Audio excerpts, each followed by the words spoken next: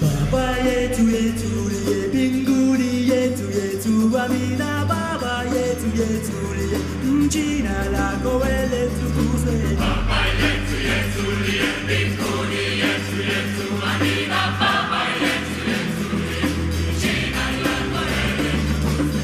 Utupe leo chakula chetu tunachohitaji, utusamehe makosa yetu kama nasi tunavyosamehe, usitute katika majaribu, lakini utuokoe na yule mwovu.